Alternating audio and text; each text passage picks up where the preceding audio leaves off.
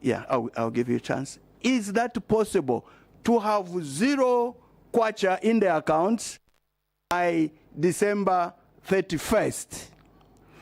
If it's not possible, let's say so. If it is possible, let's give an assurance that it is possible, or it's not possible. Honorable Vice Chair. Thank you, Chair. ST is a notorious fact that the Minister of Finance money is very, very late, and we should agree and accept that is what we have been treated to.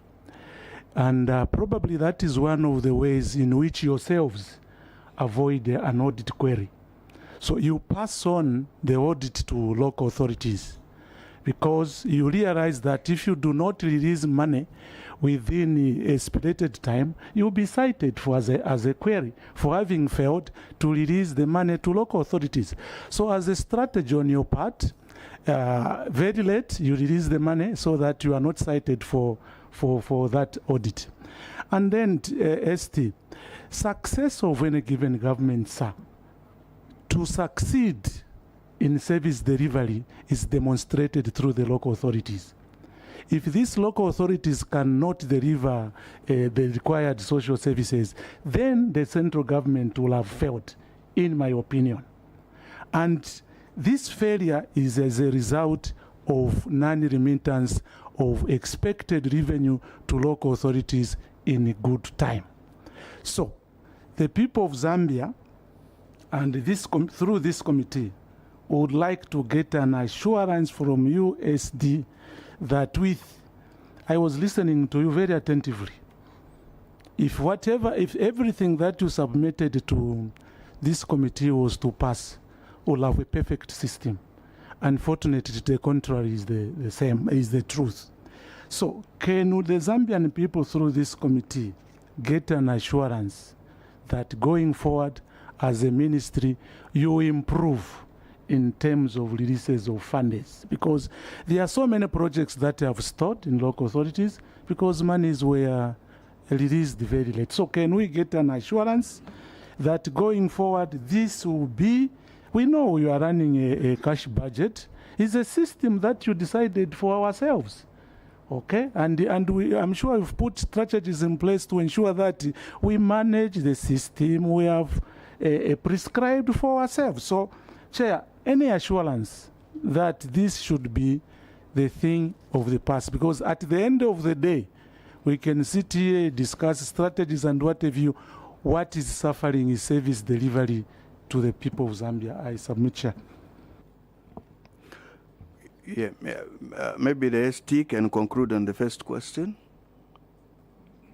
You helped. You came with a team of experts. Thank you, Chair. Is it possible that we can release?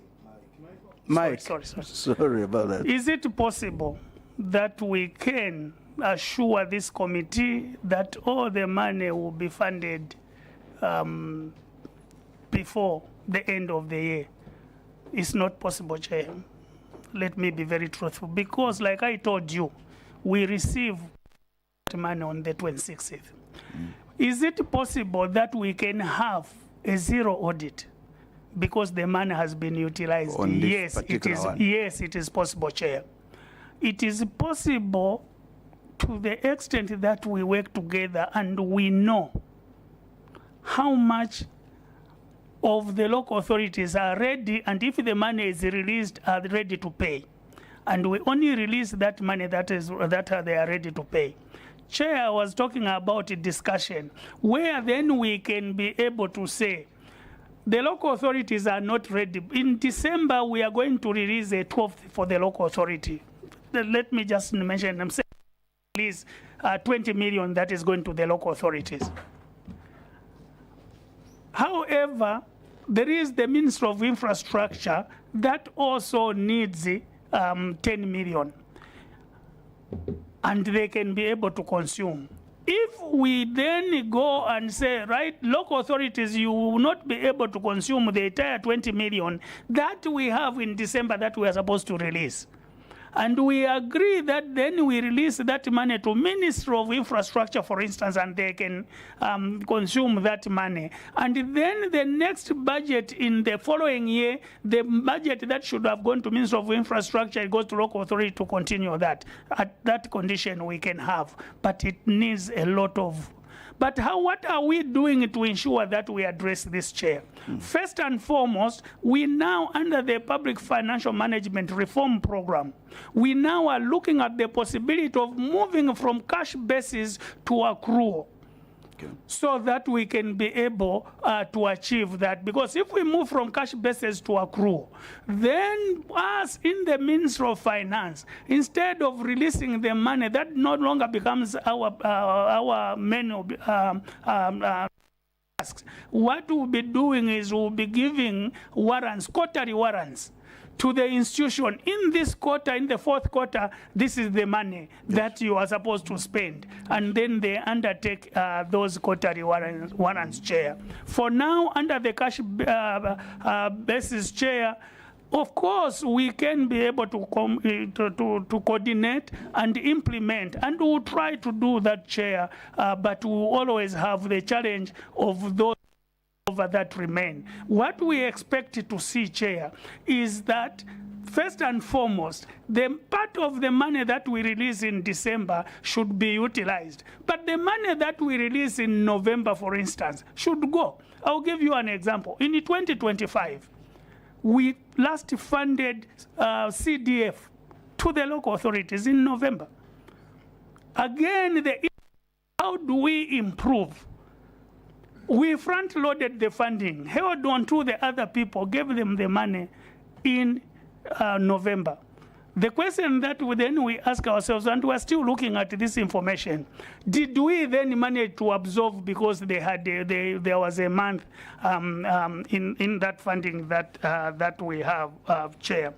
The second issue, Chair, that we do, at the end of the year, if we release the money in, say, December, and there's a commitment certificate that has been given, and they cannot process because the time is short, Chair, the system automatically switches off on 31st December.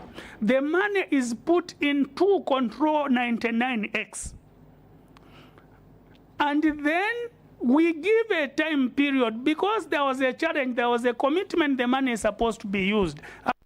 General Chair then an allowance for that money to be used for the payment to be processed. And the money doesn't come to the Treasury, the payment is processed, Chair, to make sure that we achieve the objective that we have, Chair. I just wanted to provide that explanation, and if there are no follow-up, then I can go to the other question, Chair. Thank you. Yes, you have a follow-up on the same issue? Okay. And introduce yourself. Thank you very much, Chair. Secretary to Treasury, Engineer Christopher Kangombe, Member of Parliament for Kamfinsa constituency. I'm aware that you've had this interaction for the period I wasn't with you, so you may have tackled this matter, but just as a follow-up to the issue you have raised, you gave an example of Ministry of Infrastructure and an example of the local authority. If one ministry is not ready, you give the other ministry money. ST, you are aware that we have well-qualified people in councils in terms of academic qualifications. The Local Government Service Commission has already dealt with the issue of placing the right people in all these councils across Zambia. So in terms of academic qualifications, ST, there's really no problem. So the issue of whether the councils are ready or not, I think the money has to be sent in good time. And let them fail to spend the money, and let's hold them accountable. That is why there was that audit query. So my follow-up question to you, ST, currently as we sit here, there's a year in which there's a lag in terms of city. I'm sure you're aware that there's a lag. There's one financial year when councils have not received the money. My council, Kitwe, which oversees Kamfinsa constituency, has one financial gap where there's no CDF, so there's a lag of 24 or 12 months.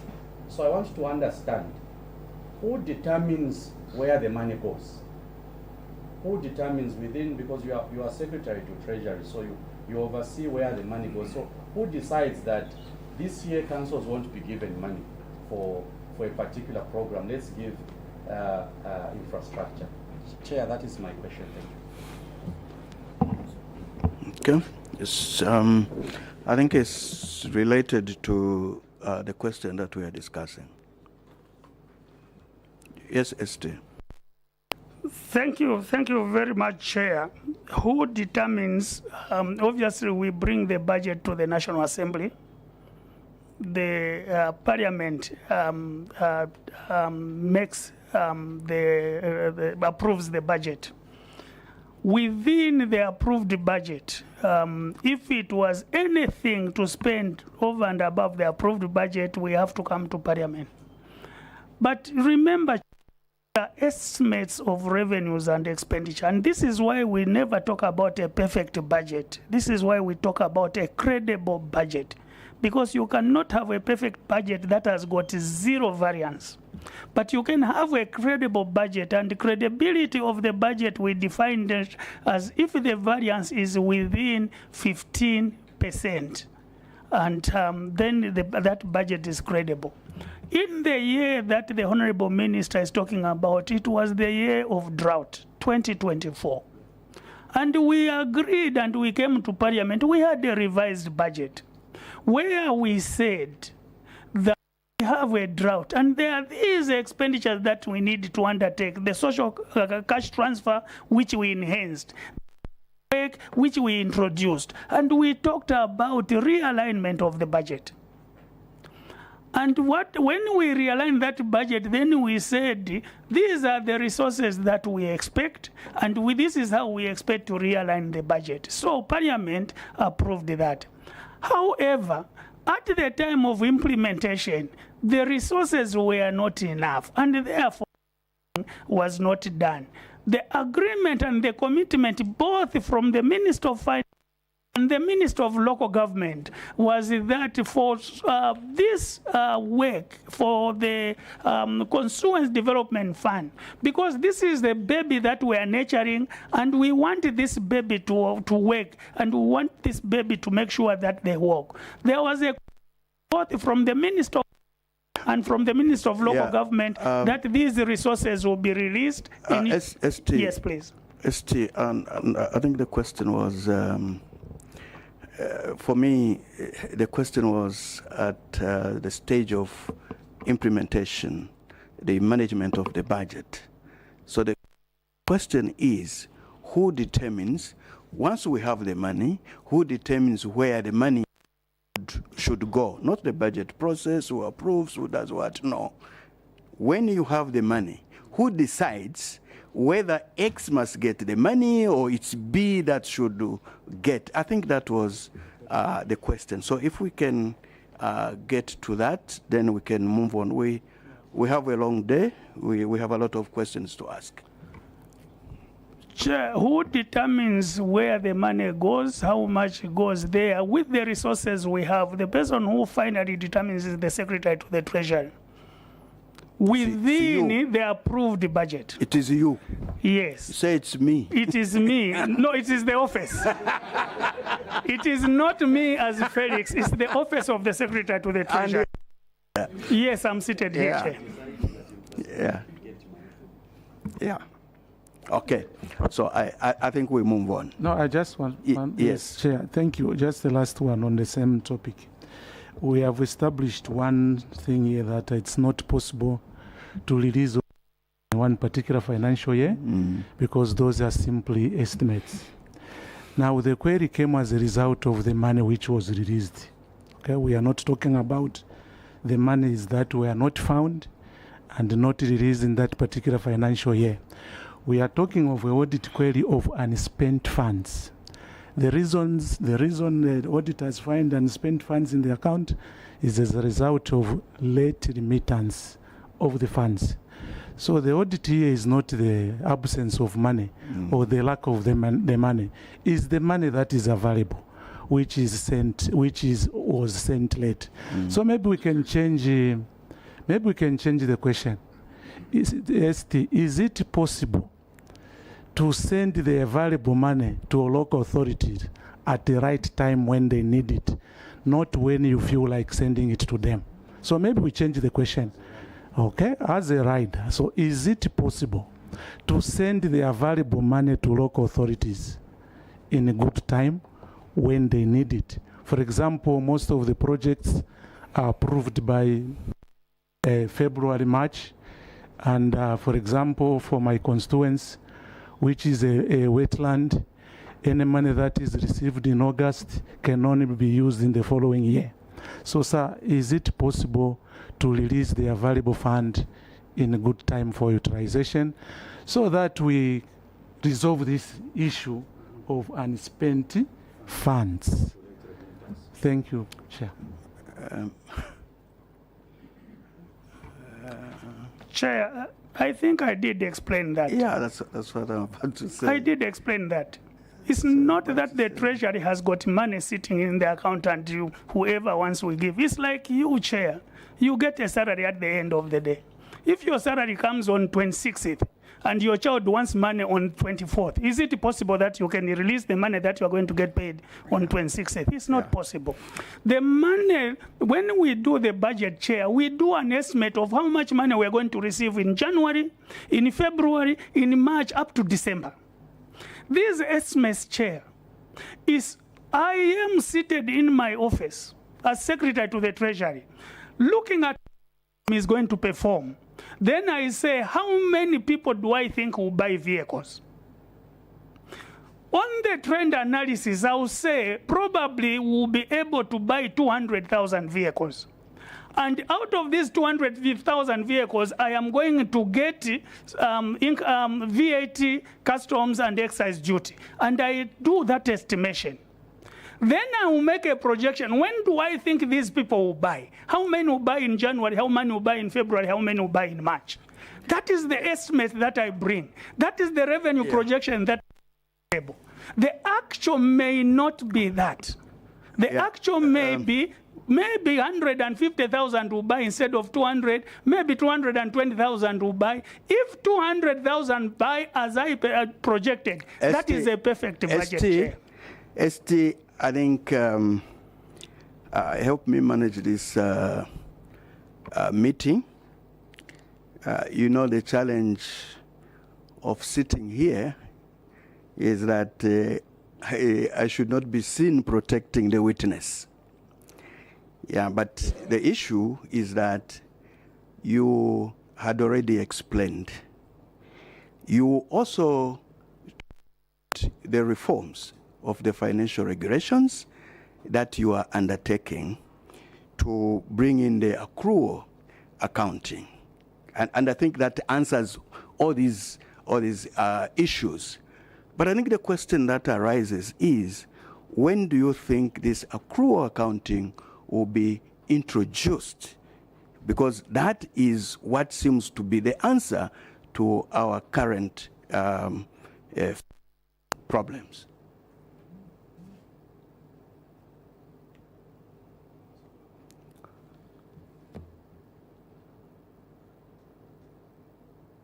Let me ask the Accountant General who's spearheading if she's got a roadmap. You seem to be talking alone when you have so many people around you. Thank you, ST, and thank you, Chair. According to our roadmap, we'll take a phased approach. So the first set of accrual statements will be done on we'll start on 1st January 2027, and then we'll move to full accrual in 2030. So that's what we have on our roadmap. So currently, we are just trying to sensitize our staff, just to some of the books, the sets of accounts that they are preparing, aligned to what should be obtained once we go to full accrual. I submit, Chair. So it's from 2027 to 2030. Honorable Gangombe? A very quick, Chair. I won't take much of your. ST, your response is that you are responsible for determining which ministry gets money where the money has been raised. You can only spend what you have raised, and I totally agree. Do you think that it's one of your priorities to give local authorities money time. When the money is available, do you think from your top 5 points that need to receive money, do you think councils should get money in good time? You know, you're aware that councils provide services to the communities, whether it's Kitwe, whether it's Lufanyama, whether it's Senga Hill. Critical services, actually. Public services are delivered. Public services are not delivered in the capital city. Here there's a local authority, but Mapatizia needs public services.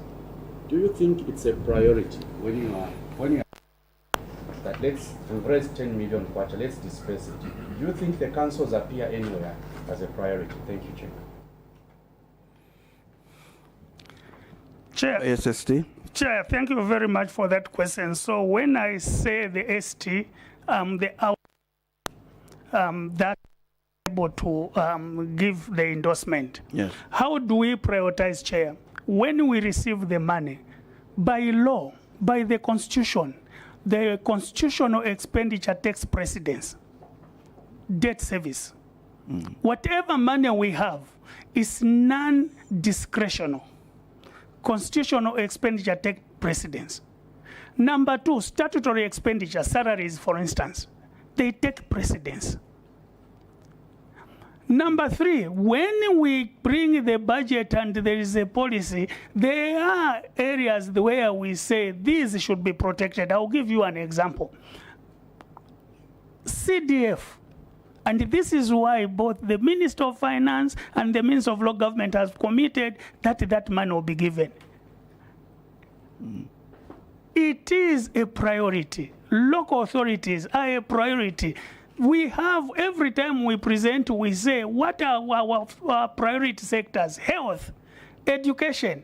Those are priority sectors that we commit, and we have to achieve that, Chair.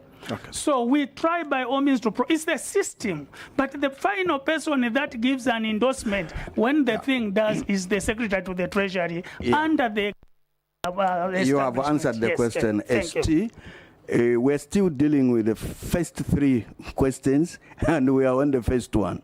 So we move on. We leave the first question. We go to the second question. I can refresh your mind if you have it. Okay, let's move on.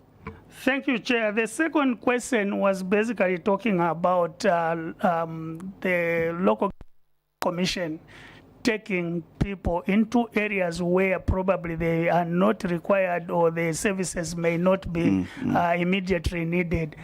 This is an observation, Chair, that we have seen, and we have been talking, and we are talking to the Local Government Service Commission to ensure that we look at how we undertake these transfers. This is one of the challenges we have. We also have a challenge that our cooperating partners, and this is why we are discussing with them, our cooperating partners have brought where they want to support some local government or some authorities because of the challenges that are there, and they then identify the local authorities. We go and build capacity in the people that are supposed to implement that project that we're undertaking under that local authority. By the time we finish training and now we are supposed to start implementation, then the Local Government Service Commission transfers those officers that we trained, and obviously getting back to this. And all these things we are bringing together, and we're having discussion with our colleagues from Ministry of Local Government and Rural Development and the Local Government Service Commission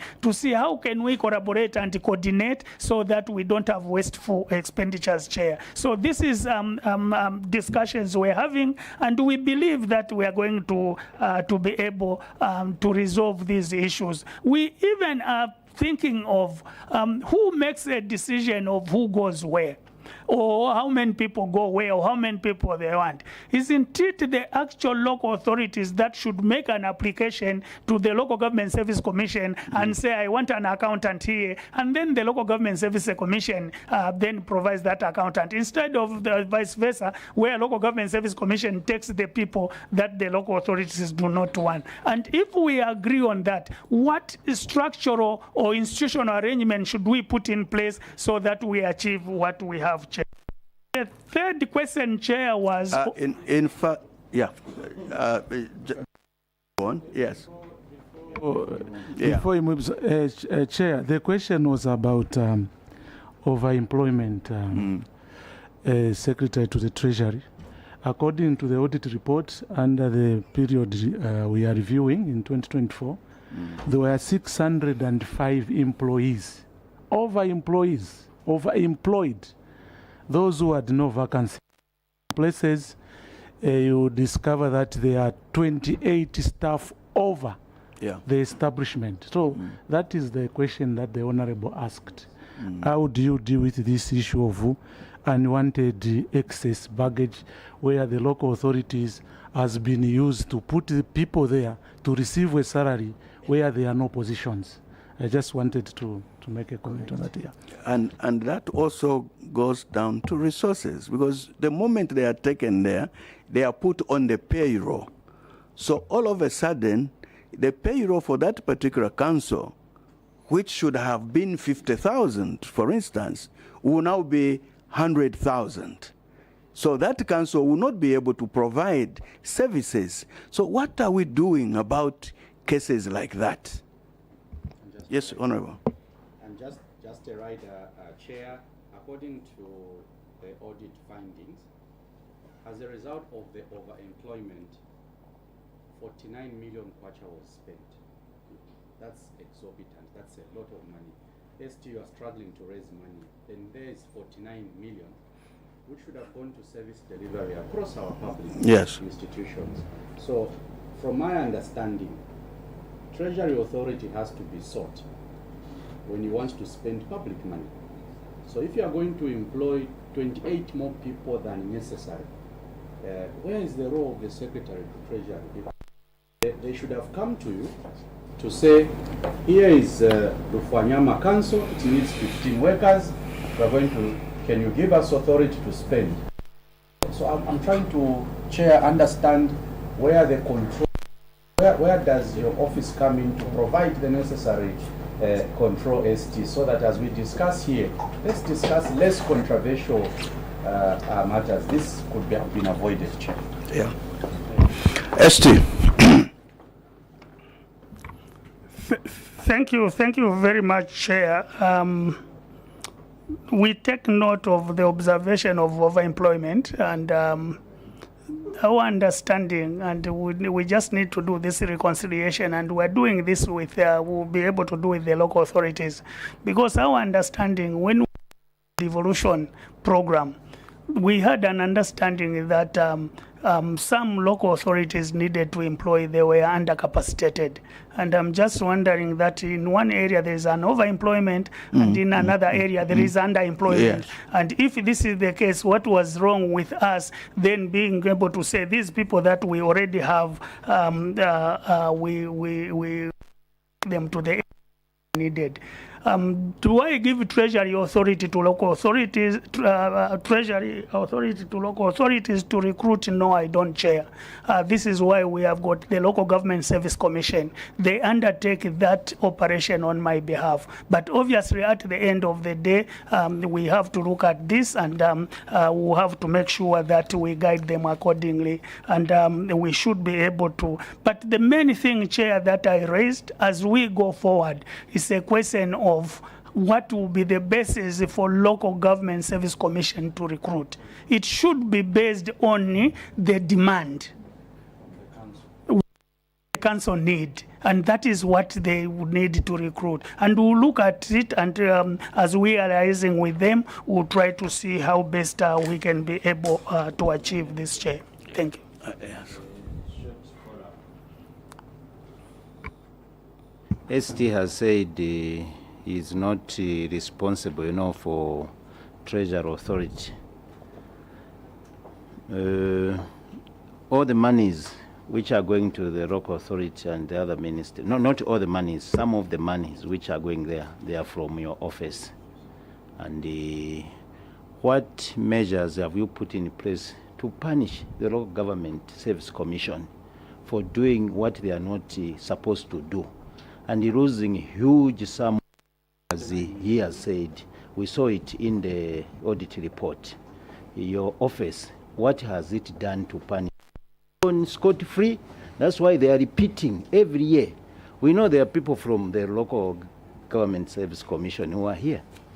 Is it because no one is being punished for that, you know, whether it's an oversight or a deliberate?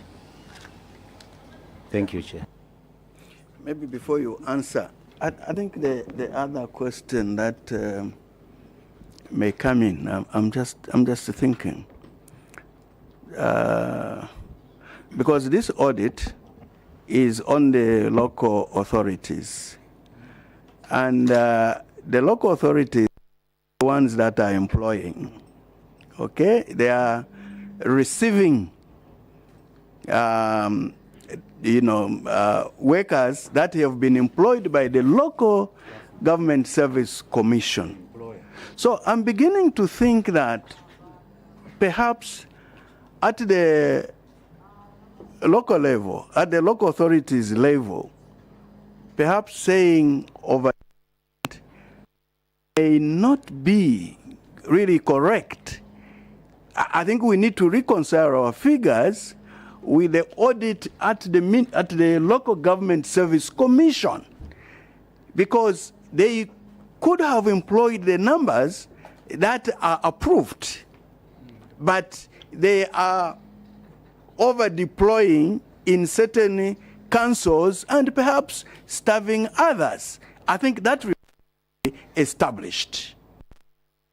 I'm just thinking we need to look at that angle as well. So, ST. Thank you, Chair. I think that is exactly what I meant when I said that, well, we have got this 600.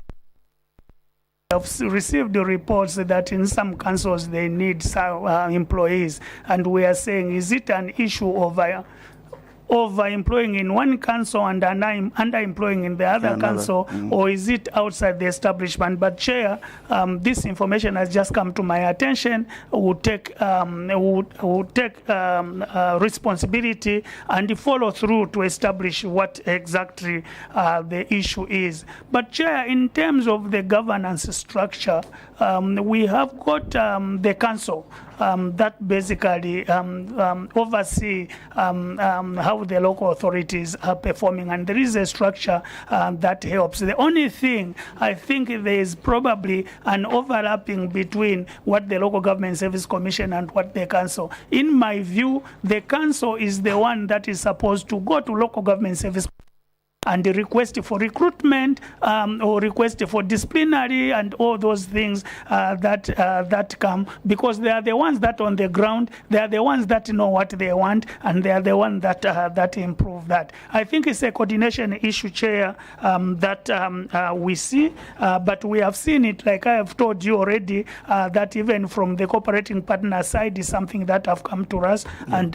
we are engaging with our colleagues from the Ministry of Local Government and Local Government Service Commission, and we ensure that the ministry from local government will be able to take up this responsibility and ensure that it is addressed, Chair. Yes, please deal with that. The last question was, I think you have it. The last question, Chair, on the challenges that the Auditor General is facing and how are we supporting them.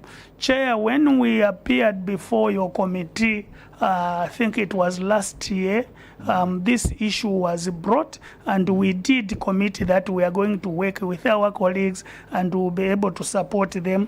Unfortunately, when they were looking at the report, they were only updating up to September, Chair, but by December 2025, we had assisted them to procure 26 vehicles, Chair, just as we had committed, and we will continue to support them, Chair. Thank you very much.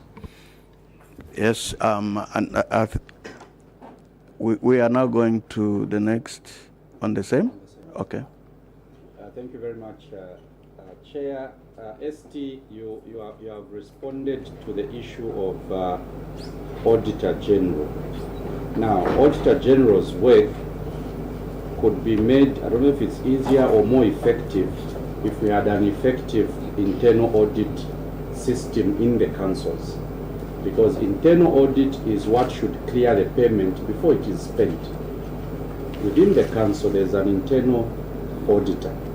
So as you support Auditor General from your office, more resources, more vehicles for them to do their work. They would actually find less audit queries if internal audit in all these 116 councils was made effective. So I would want to find out, Chair, as Secretary to Treasury, the money comes from you into the councils. Do you have a program designed to raise the capacities of our internal auditors in the councils so that they do their work better? They are also protected. You don't want an officer who reports to a town clerk, because an internal auditor in the council reports to the town clerk. So it's not an independent body. It's a person whose assessment is also done by the same town clerk. So what are you doing to ensure that office in the council is effective at the work that they have to do? Chair, that is my follow-up question. Okay. Yes, Esther?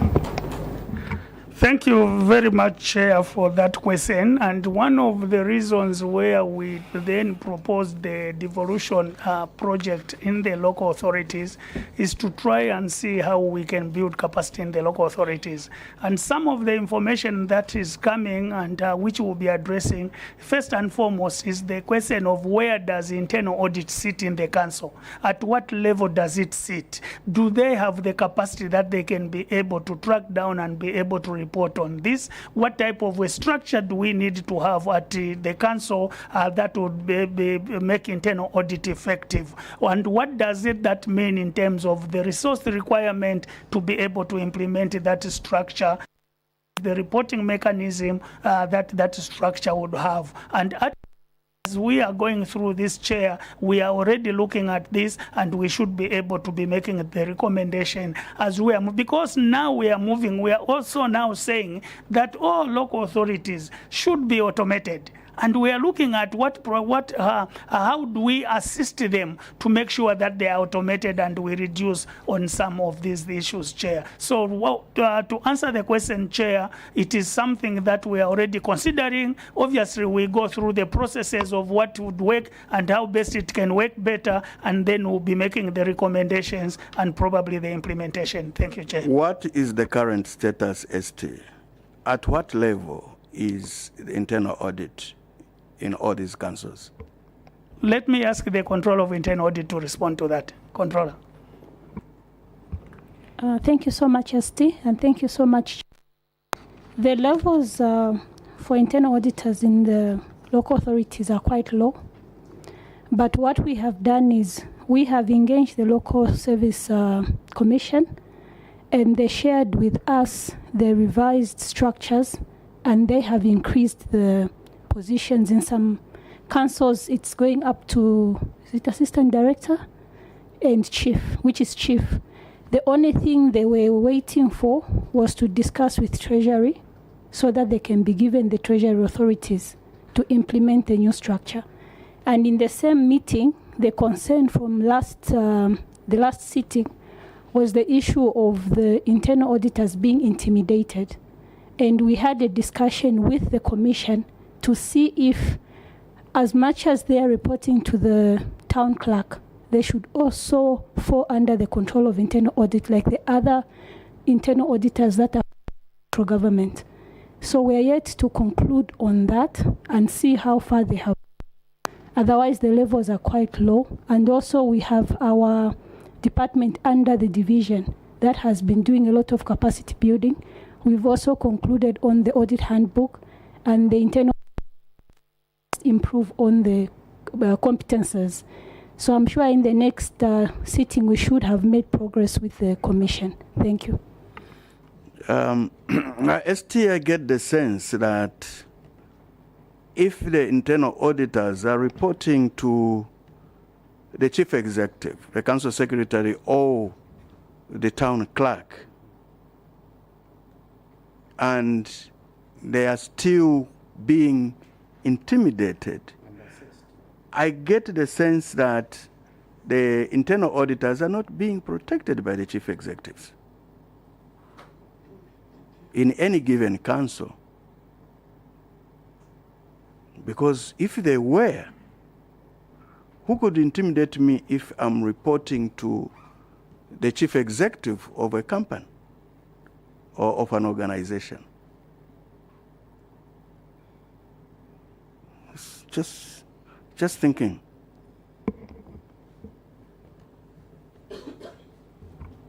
Chair, I totally agree.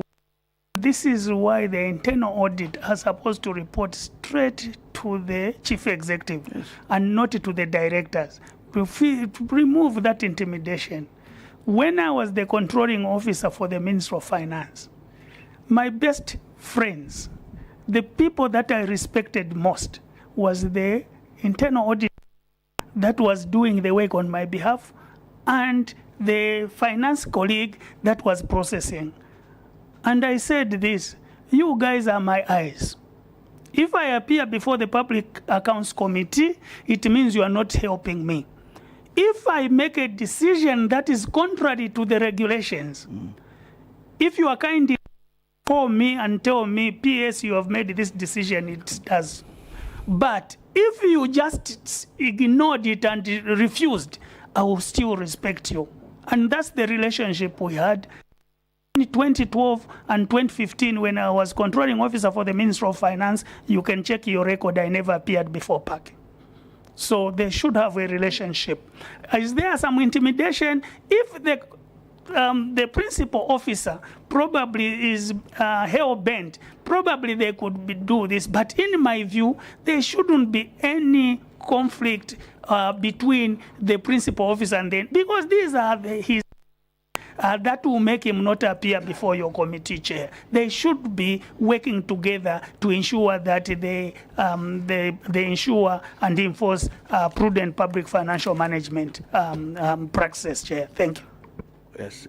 Is it on the same or move on to? It's the same one, and it's very quick, Chair. With your permission. Okay. Secretary to Treasury, we will do a report for Madam Speaker after we are done with. What is your recommendation based on the issue that we've highlighted? Where should the internal auditor in the council sit?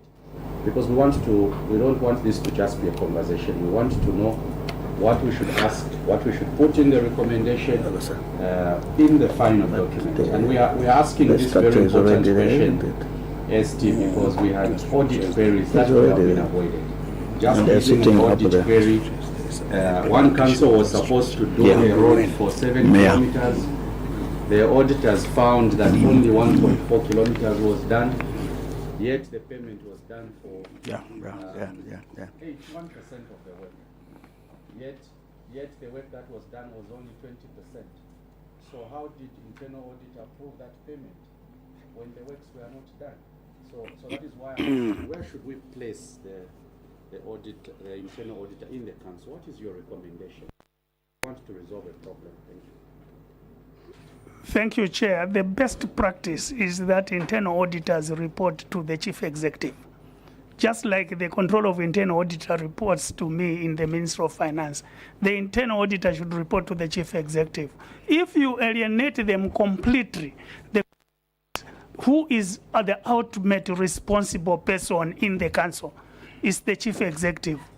That's the ultimate responsible. And we are providing this structure to help this chief executive to be able to make sure the chair. My recommendation is best practice, and the best practice says the Auditor General the internal audit does not report through the directors, they report directly to the chief executive. Thank you, Chair. Yeah, but I think, Chairman, sorry. This question was dealt by the internal auditor. Okay, the structure is there. Yeah, the structure is there already. It's the implementation. So all we should be saying is that let's implement the structure. Okay. Can I suggest that we move on to other sets of questions? But I'll come to you, sir. Let's strengthen the audit committees in the councils.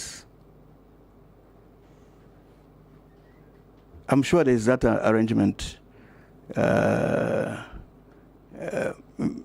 Maybe director local government can help you through you. ST there should be internal audit committees in the local authorities to deal with these issues, including the issue of intimidation. Thank you, the director or finance director.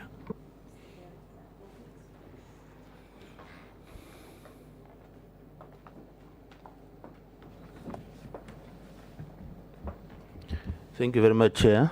Your concerns are very important, and that is a big challenge. It's a big problem with our internal auditors. I say so because most of the issues that Auditor General brings out are brought out by internal auditors, and they're not actually addressed. So the issue of intimidation is a big issue. Perhaps what we need to do, like the ST mentioned, is to strengthen the internal audit by upgrading them to a level of a director. Because in most cases, the same principal officers who are supposed to protect them are the ones who actually intimidate them, and they threaten them in terms of transfers. And like what the CIA mentioned, the control of internal audit, reporting to the control of internal audit will be also a protection. In terms of the audit committees, like what the CIA mentioned also, the handbook has been developed, which is addressing the gaps that the Ministry and Ministry of Finance noticed. And hope that once that handbook is implemented, a lot of issues will be addressed. I submit, Chair. Okay. Honorable Vice Chair. Chair, probably just to add on that, of course, we have developed the handbook, and we have made sure that all the local authorities have got the audit committees, and we have been training these audit committees, and we believe with the that we have made, that will help them to guide that these committees will be able to achieve this. And also we believe that when we elevate the position of the head of audit, probably the intimidation is coming because they are junior officers, and therefore they can easily be intimidated. When we elevate that position, we believe that probably we'll be able to resolve that intimidation issue, Chair. Thank you. But you see, the council secretary is intimidating them. So how would that help still? Okay, Vice Chair. Yeah, thank you. Moving to the question, with your permission. Yeah, I think have we addressed this? We move on. We have oversubscribed. Yeah, we have oversubscribed. Yes. Let's move on. Let's open. Yeah, thank another you, Chair. Yes, chapter of questions. ST, despite the existence of financial regulations and treasury guidelines and the legal framework that has already been put in place, we continue to see persistent financial irregularities in local authorities, especially uncollected revenue, misapplication of funds, and retired, impressed, and spent funds, and failure to meet statutory obligations, and so on and so forth. So my question is that we do have the legal framework, we do have regulations, we do have guidelines, but we see these officers still more abrogating the law.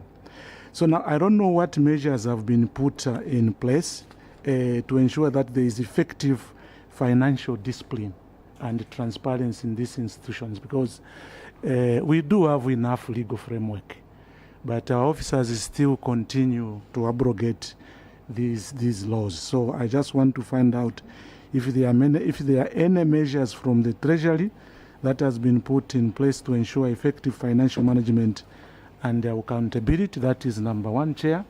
Then the second question is on human resource. Maybe just a general question. After devolution, a number of officers have been devolved to the local authorities who are not their employers. They are not, in fact, they are unattached. So I want to find out how you are going to create an harmonization within these local authorities. And probably if you have an intention, or if there are plans to maybe devise or to harmonize the legal framework that governs, for example, the employment in local authorities and the Employment Act of the Republic of Zambia, so that these officers are directly employed by the local authority. As much as we want to see that evolution is working, but these officers have their seniors in other ministries. That's what I wanted to also find out, what your office is doing in terms of harmonization of the two. Thank you, Chair. Thank you. And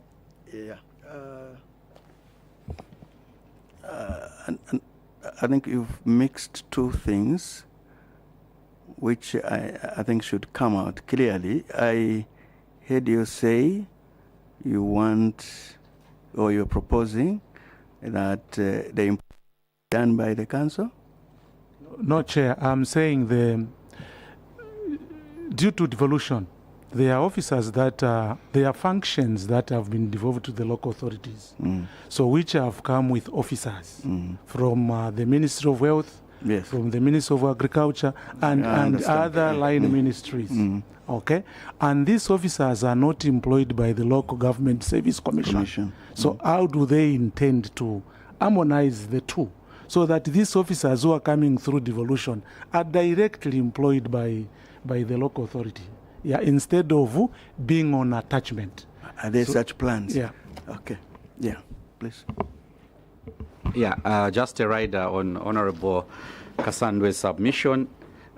As a consequence of this policy direction, where you devolve the responsibilities, ST, you are aware that the salary scales are different. So you have an engineer who's employed by the commission, drawing this salary, and you have another engineer whose responsibilities have been devolved because they are employed by, I don't know if it's PSMD or the Civil Service Commission. The salary scales are different. So are there intentions to provide resources to bridge that gap? Because you are in charge of money, sir. So are there any conversations you are having with the commission and PSMD and Civil Service Commission to ensure that resources are found to bridge that gap in salaries for people working in one environment with different salary scales? It affects their level of motivation. It affects how much revenue they'll actually want to raise for the council. They'll literally be just reporting for work without the level of motivation. Chair, that's my submission. Essentially, the question is the same: harmonization. That's what it comes to. Thank you. Yes, Thank go you, ahead. Chair.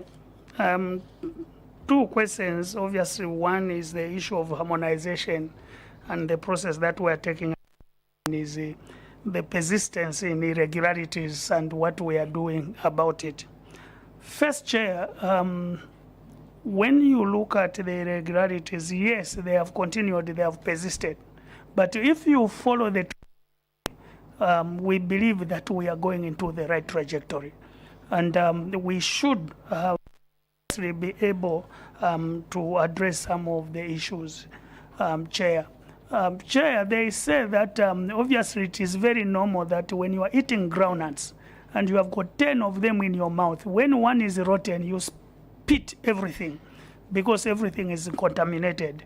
But what we are trying to see is, like I told you, we are first and foremost building capacity, including the guidelines that we are putting in place to make sure that everyone comes on board. Sometimes, Chair, what we have seen before is that not that someone doesn't want to do the right thing, but because they don't know what this right thing is. And this is why how can and be able to do that. In the process, obviously, we'll find some of them that are rotten. And for those that are rotten, Chair, we'll remove them and make sure that that are not part of the process. And this is one of the issues, Chair, even when we're looking at the employment code. I think the employment code was just amended, and now we are trying to see how we can be able to address that, Chair. We have, yes, we can be able to say, can we invoke? One of the processes we have done, Chair, now, at that time, what was to happen was that all the local authorities will do whatever they want,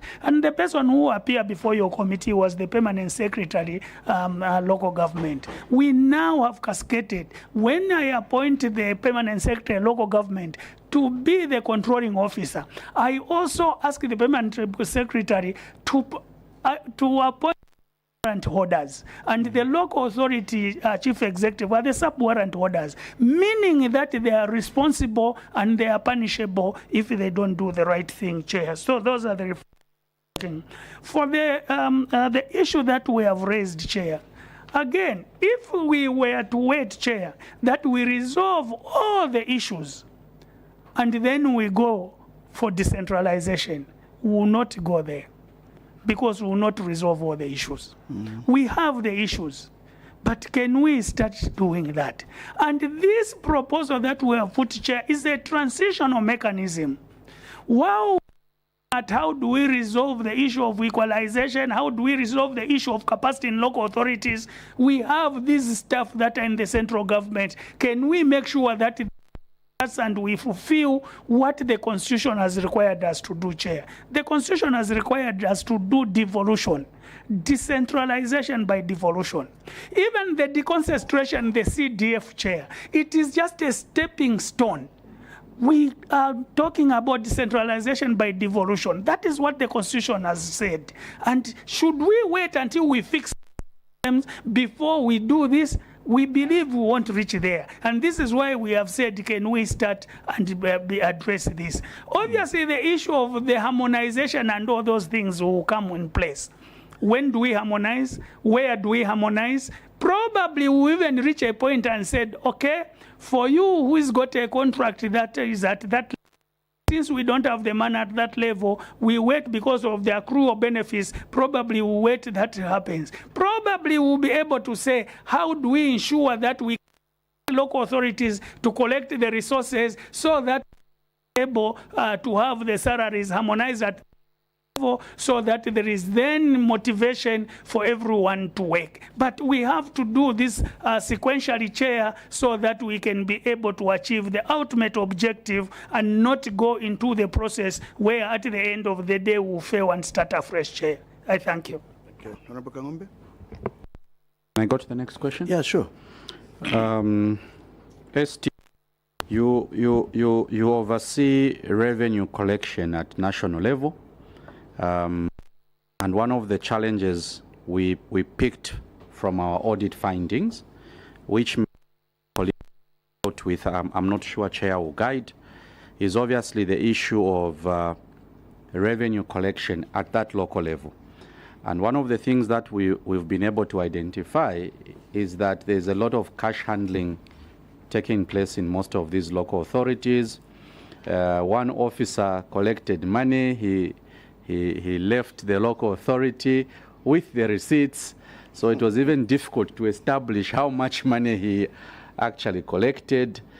Because of this physical movement and people handling cash, money is lost in these councils. And you don't want to continue sending money to councils that can raise money, because money has to be generated in the district. So I want to find out, ST, has there been any conversation that is timed, that in the next 1-2 months, 1-2 weeks, all councils should put in place the following system? We always commend ZRA for hitting the target because there are systems in place. ZRA doesn't do cash handling. There's a system, your vehicle enters the border, the money is swiped from your card. There are things that are in place that avoid interaction between money and the cashiers. So I want to understand, ST, what's your strategy for councils to raise more money? Is there a software that you are developing? Is there a consultant you are engaging that would now go to the local authority and put systems in place, Chair, to raise more revenue for our people? Chair, that is my question. Yes. Yes, Chair, my very last question, unless in the process ST will trigger me to ask more questions. It's just about unplanned expenditure in local authorities. I don't know what is your role. there is a lot of unplanned or budgeted expenditure in local authorities because of the so many meetings that these principal officers, mayors and councillors are called to attend by central government. When there is a new policy, when there is a new activity, these officers are invited to go to Livingstone, to go to Kitwe, to go to Charibanda, and then they spend the money that they did not budget for, that should have ordinarily gone to the social services in the community. So, what is your role, really, ST? Because we are interacting with one council, and then we're talking about performance of a CS, and then he said, honorable members, how can I even monitor my staff if, for instance, out of 365 days in a year, I'm only in a station for 30 days? Because that government is engaging us in. So what is your role to ensure that these unplanned for budgets and expenditures are controlled and minimize the absences of CSs or principal officers in these local authorities?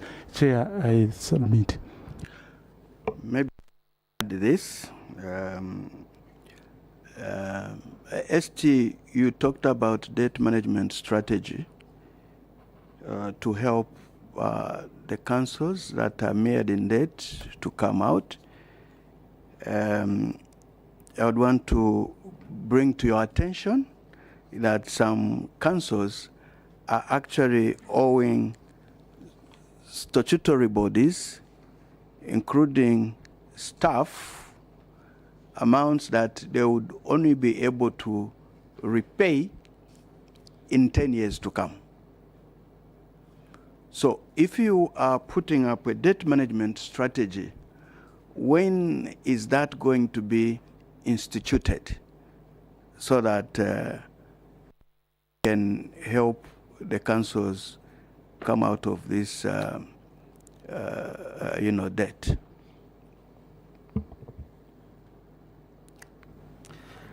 Thank you, Chair.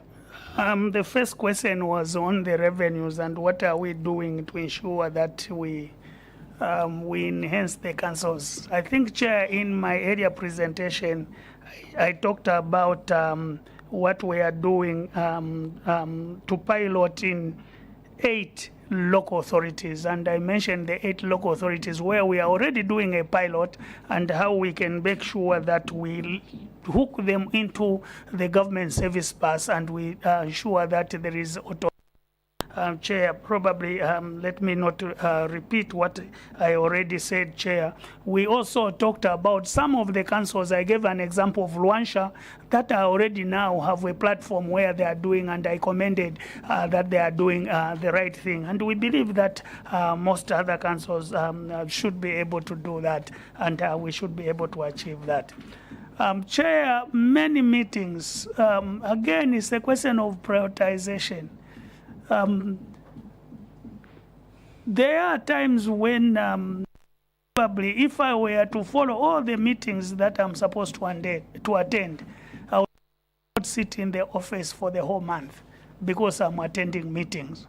And there are times where I will say, this meeting where I've been invited, what are the issues? And I will be able to delegate so that I take. I always take it, Chair, that if you are a principal officer, and half of the time you are not in the office, and your office is still functioning, it means you are not irrelevant. Someone else can work in that office. And therefore, that someone else who is working in that office should take over from you. But we hear, and probably I'll ask my colleagues from the Ministry of Local Government what these too many meetings that the council are being invited for are, and a way that we can be able. But more importantly, Chair, we now have learned COVID. For instance, I've been invited to go to Senegal, Chair, to go and present to the Senegalese colleagues on debt restructuring. And because I'll be busy here, I have agreed, yes, I'll do saying, but can I do it virtually? And I will be with them in Senegal, but I will be with them virtually to undertake that presentation, Chair. So are there opportunities that we can then be able to agree? What we are trying to do at the central government level, and I think we'll cascade it to the council, we are trying to look at what should be the minimum or maximum number of days that a principal officer should be outside the office. And beyond that, unless it's a special circumstance with different approval processes that this principal officer, so that the service are delivered. And we are working with our colleagues in the cabinet office, and we believe that we are going to cascade that as we go down. On the in fact, ST, just to help you understand this concern, it's not just about the chief executives of councils. It's not just about the council secretary or town clerks. It is actually most of the officers, the engineers, the planners are rarely in the office. We understand that it has been an era of reforms, and that requires a lot of meetings, capacity building, introducing this and that. We understand that. But I think in some cases, the councils have been called, stationed in Chalimbana for 1 or 2, 3 weeks being taught how to respond to audit queries. I think that is one area, surely. Councils have been responding to audit queries over many years. What is so special now? They have to be tutored on how to respond to audit queries now. That is one of the observations, and many other that are peripheral. But of course, there are meetings that are cardinal. There are meetings that are attached or related to reforms, and they are needed. But I think including our communities, about councils having meetings all the time and they are never in offices. So it's not about just the council secretaries and town clerks. It's about most of the officers that get into contact with our communities more often.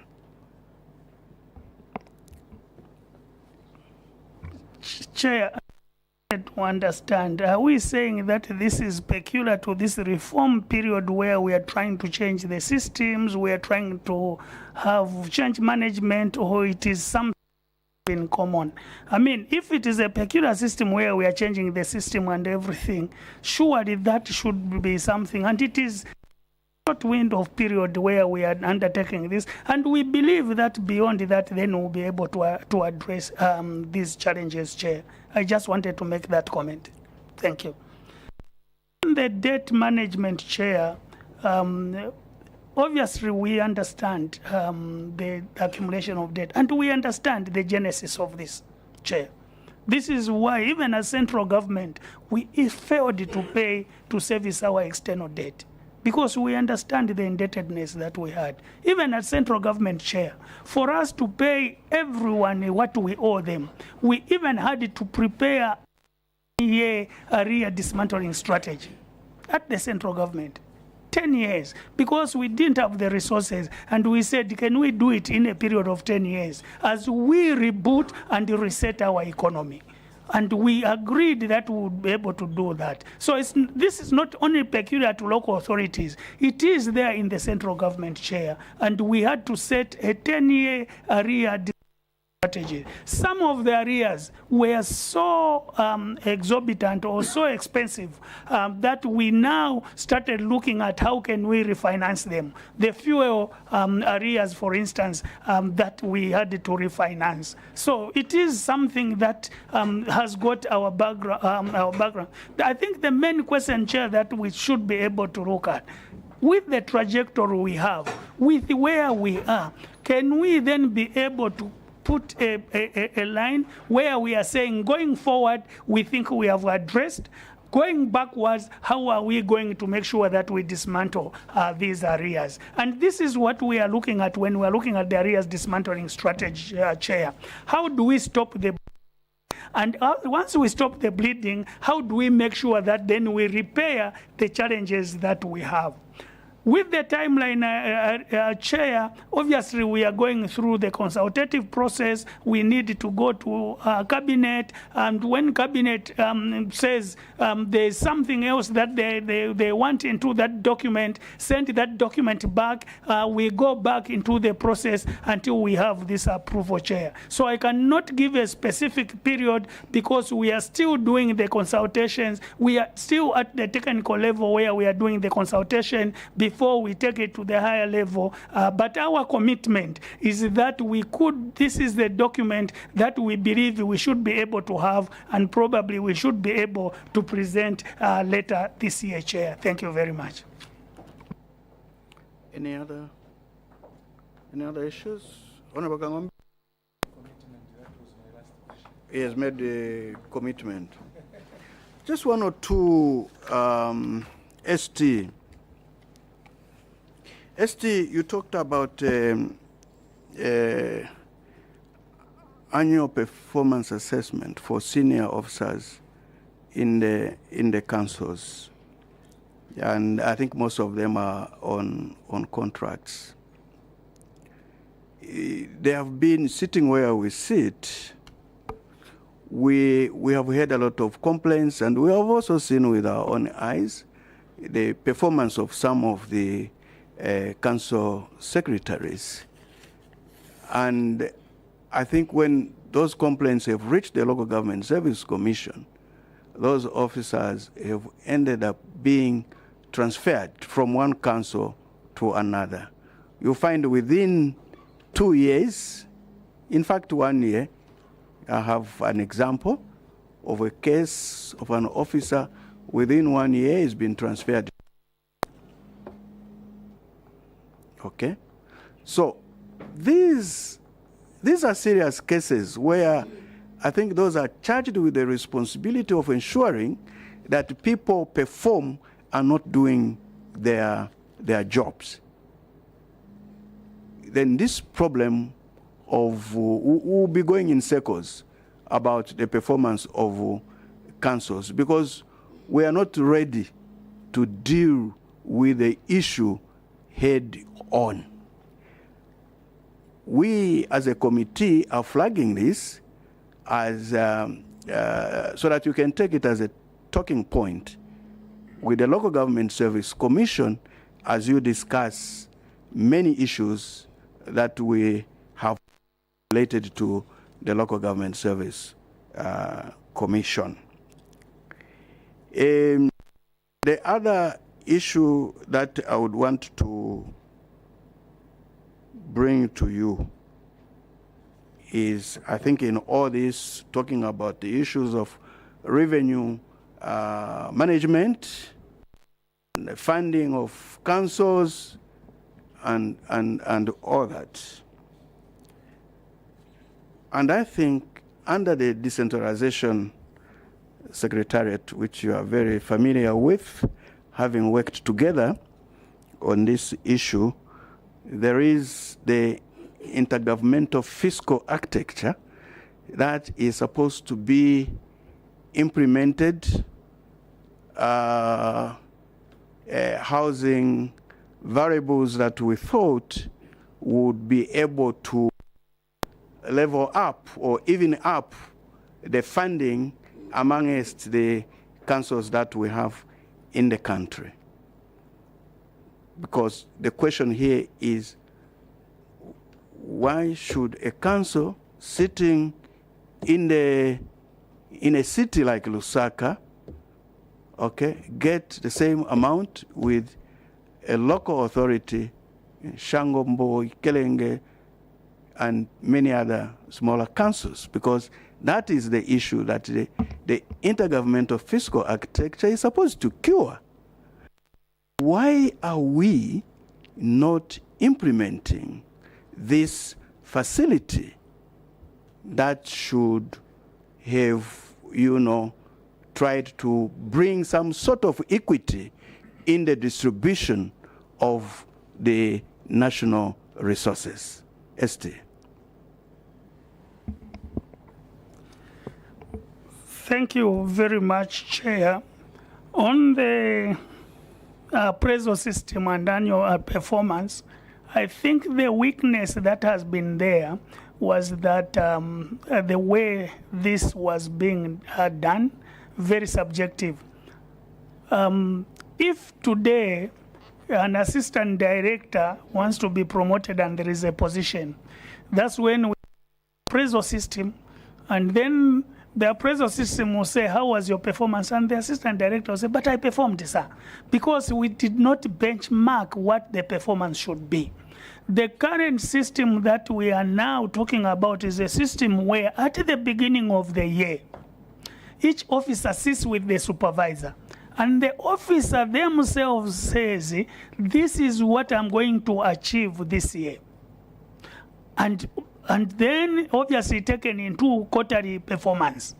And at the end of the quarter, the officer should be able to score themselves. If the officer says, I'm going to finalize this reconciliation, and the reconciliation is not finalized, the question is very simple. It becomes objective. Was the reconciliation finalized? Yes or no? If it was not, it means it's a 0. If it was finalized, it means they get that mark.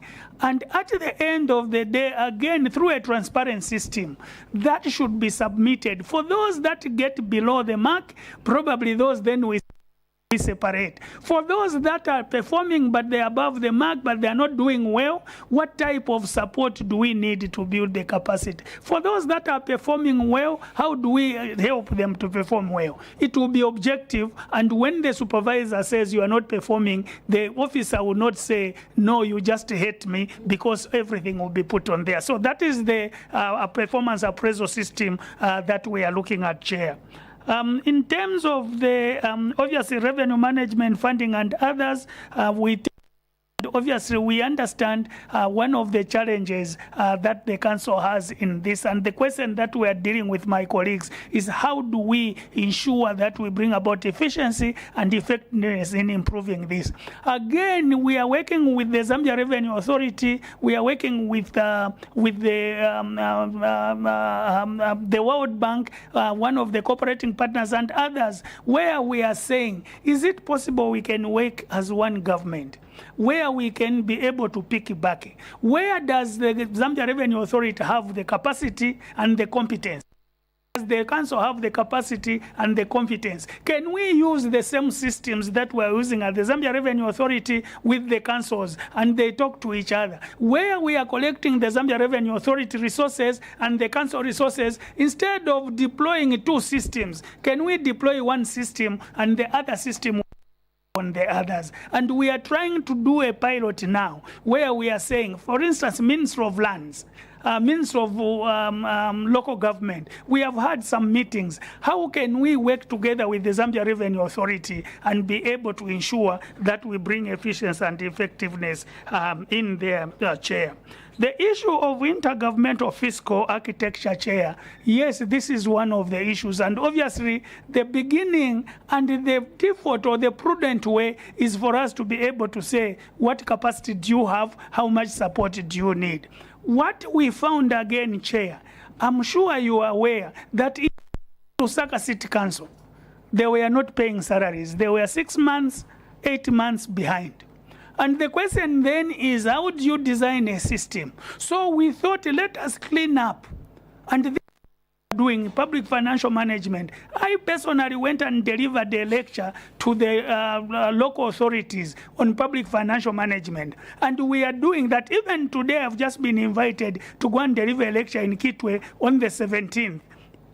To try and make sure that we improve this. But what we said is, for now, obviously we don't have a solution that will be able, we quench the fire as we are looking for that solution? The ultimate objective, Chair, is for us to be able to identify some of the councils that will be able their own and concentrate the little resources that we have to those councils that would not be able to stand on their own, and how we structure that, Chair. That is our objective going forward. But for now, the question is, what did we expect to do? So we tried to, even the Constituency Development Fund, Chair, it is not supposed to be one size fits all. It is supposed to be what is the population, what is the development status, what is the poverty level. We use all these factors, and probably constituents should get more money so that they catch up with the other constituents. But could we have done that at that time? Probably, because we wanted someone to buy into this. And after we do that, then we'll be able to say, can we now introduce factors that will be able to say, okay, probably we say Constituency Development Fund is 40 for everyone. But if you have got these challenges, probably we add something to address these challenges. Probably that will be accepted, and then we are going to talk about even distribution and equality in growth. Zambia today is among the most unequal countries in the world. The rural people are more unequal than the urban people. Even when you look at poverty and incidences, you find that. How do we use the public resources to address so that we have what we are now calling inclusive growth, Chair? I totally agree. This is where we are going. But the question is, like I said at the beginning, we can, each one of us, eat an elephant, but take a bite at a time, Chair. Thank you very much. Thank you. Thank you very much. I thought we were ending now. I wanted him to sum up. Okay.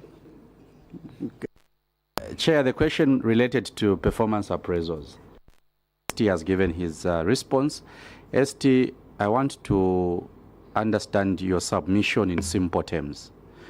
Do you have targets for these councils? How much money Kitwe should raise? And do you measure how much they are raising against what you set for them as a target? Is there, are there guidelines you've written to them to say, Ndola, you have this potential this year to raise so much money, so that when you assess their performance, they should be working towards that target? That is my simple question, Chair. Okay. Yeah. And then you deal with that. Then, Chair, that is exactly what I was saying. For now, you say, how did you perform? It is subjective. Where we are going now, we are saying, what is your capacity? Given your capacity, how much will you be able to raise? And we'll question those figures.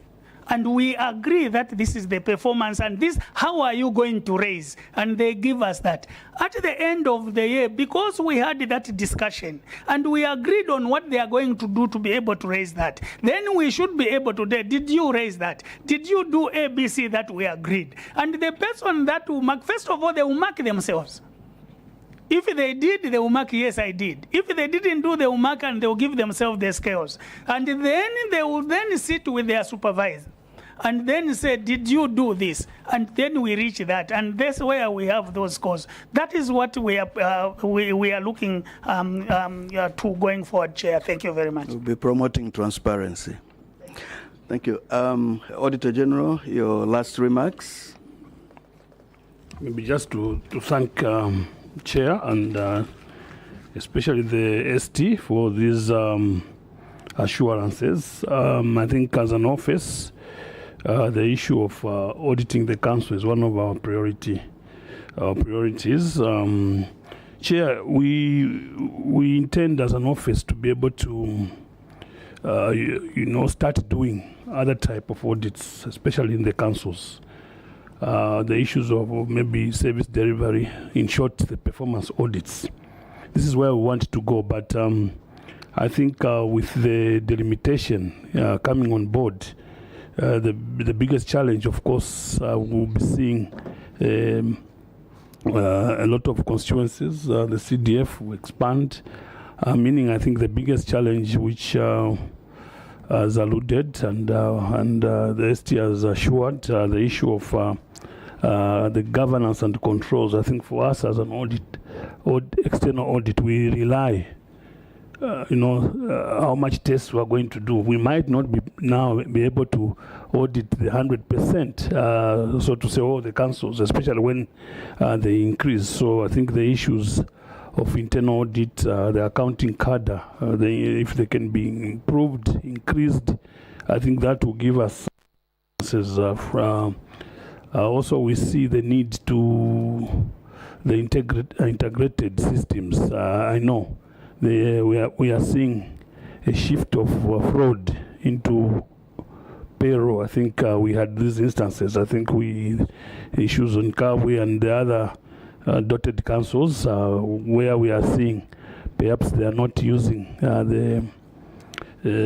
think PEMIC. I think the ST has assured that this is where we want to see. I think that will also help reduce these financial irregularities so that we have enhanced controls and we'll be able to, as an audit office, be able to shift our perhaps audit into these performance audits. And I think the issue of which will be at hand now is to do the verification chair. We have finished the CDF, we have finished now these operations. So I think as an office now we need to, within 60 days, according to the parliamentary procedures, we have to do the verification. So we will rely on the evidence again, which I think will be provided by the town clerks, okay, the council secretaries, the treasurers, so that we are able to give a good status report, which will enable you to perhaps finish your report equally. I think the ST, as they do their treasury minutes, I think this is the biggest preoccupation for now. Otherwise, just to thank your committee and the ST team, I think, for this deliberation, Chair. Thank you. Thank you very much. ST, or last remarks? Chair, thank you very much, and we are truly grateful to appear before you. And like I said at the beginning, that this interaction that we have with you really contributes to and informs the decision that we make going forward. And obviously, just to say thank you very much to the Auditor General for the good work that they are doing. We believe if we are able to protect the government resources, we are going to grow the economy, and the issues of salaries will be a thing of the past because we'll have the capacity to be able to pay those salaries. So we look forward to continued interaction and to continued wisdom and guidance that you always give us, Chair. Thank you very much. Thank you very much, ST and your team. We have come to the end of our conversation today. At this time, I want to remove the immunity that we gave you this morning when we started our discussion. So the immunity is removed. ST on your own and your team. Or you are with your team? On their own. No, thank you very much.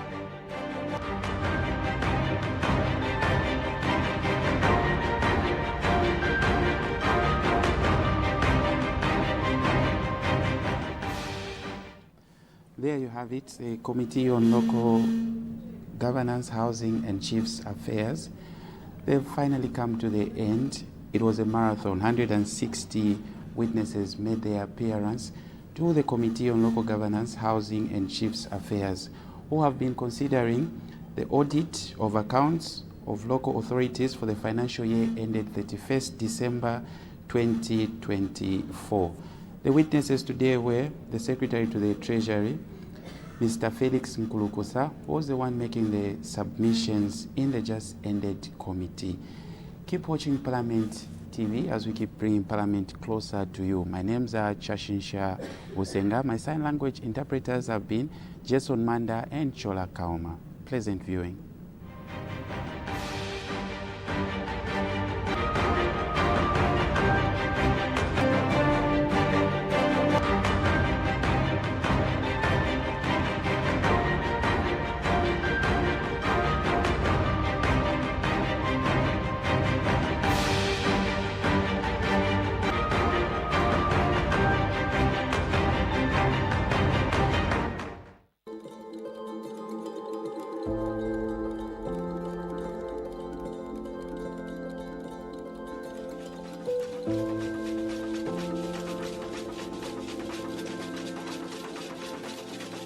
Why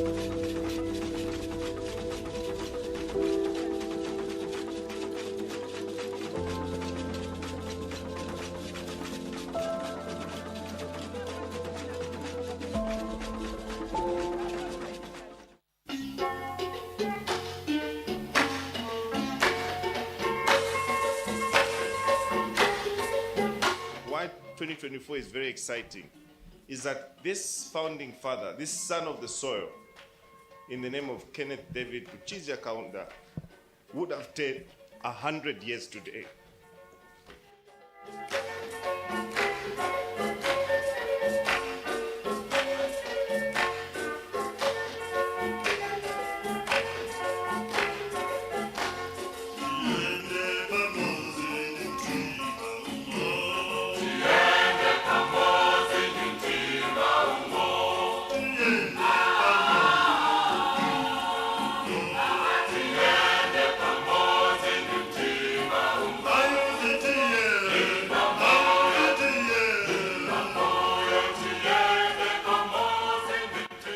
Once again, allow me to repeat our thankfulness to His Excellency the President, to you and to the government of our Republic for the commitment to Dr. Kaunda's legacy.